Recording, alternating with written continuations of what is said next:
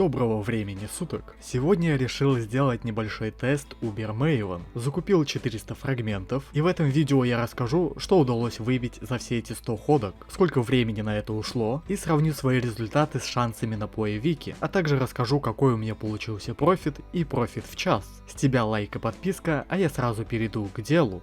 Ходки покупал по 2,25 куска за диван. В общем, на все ходки ушло примерно 178 диванов. Покупал фрагменты сразу в большом количестве за диваны. Это не очень выгодно. Лучше вставать на закуп за хаосы. Так можно неплохо сэкономить. Курс дивана на момент закупа был 180 хаосов. Времени в общем ушло 139 минут, учитывая перерывы. То есть в среднем минута и 23 секунды на ходку. На момент продажи курс дивана был 173 хаоса. И подсчет профита начну с того, что не буду учитывать. Диковинок мне выпало 2 штуки, мне удалось продать их по 5 хаосов, но учитывать это в профит я не буду, потому что на общую картину это не повлияет, и сейчас их можно даже не подбирать. Шлемов мне выпало 60, их тоже не учитываю. Все эти шлемы я опознавал, шапки, где прокнуло плюс 2 уровня, я осквернял, а с плюс 1 отдавал вендору 3 к 1, чтобы переролить, а уже затем осквернял. Это лучшее, что можно с ними придумать, и в теории в них есть карапты, которые что-то стоят, но мне с ними не повезло, и все шапки я распылил.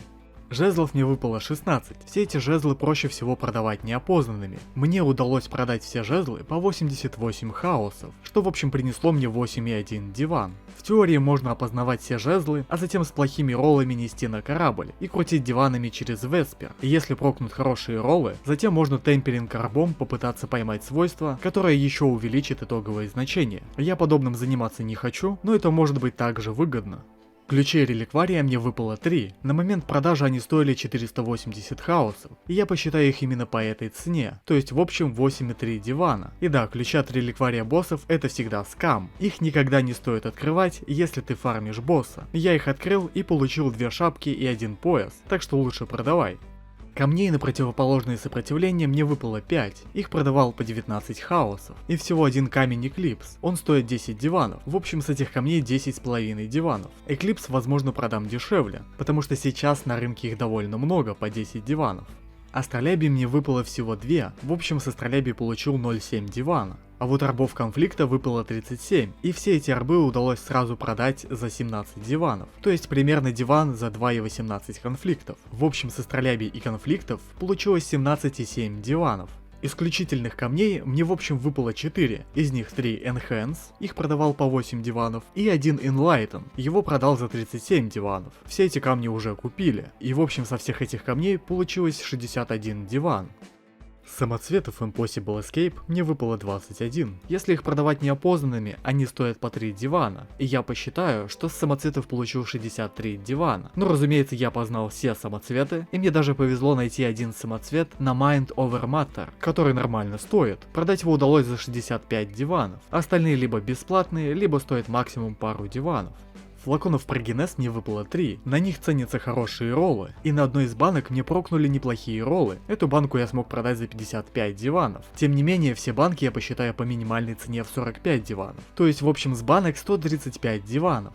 И прежде чем я посчитаю профит, сравню шансы дропа и мой результат. У меня получилось найти на 8 больше бесполезных шапок. Также мне выпало в 2 раза больше авакин камней, чем должно было быть. Хоть и 3 из них оказались самыми дешевыми. Ключей мне выпало многовато, аж 3 вместо может быть 1. И рабов конфликта выпало чуть больше. Всего на 5 штук, это можно в целом списать на погрешность. При этом камней на противоположные сопротивления выпало в 2 раза меньше, чем должно было. А камень Эклипс выпал всего 1, но это неудивительно, учитывая, что шанс всего 2%. И диковинок выпало вместо 5 всего 2, но на них плевать, они все равно бесплатные. А вот флаконов выпало 3, что в целом укладывается в шансы, и жезлов выпало 16, что тоже около шансов 14%. Результат получился странный, как будто местами повезло, местами не повезло, либо реальные шансы опять поменяли с патчем, но 100 ходок слишком мало, чтобы сказать наверняка.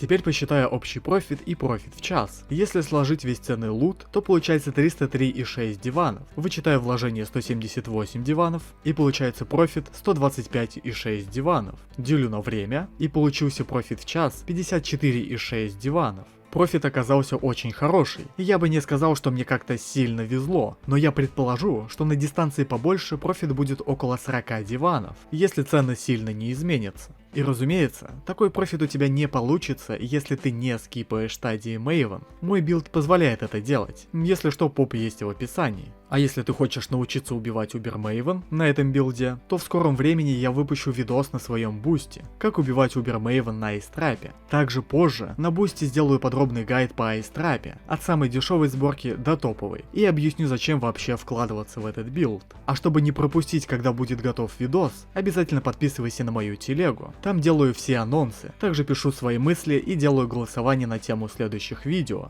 И не забудь поставить лайк, подписаться и написать что-нибудь в комментах, чтобы видос лучше продвигался. А тебе спасибо за просмотр и успехов!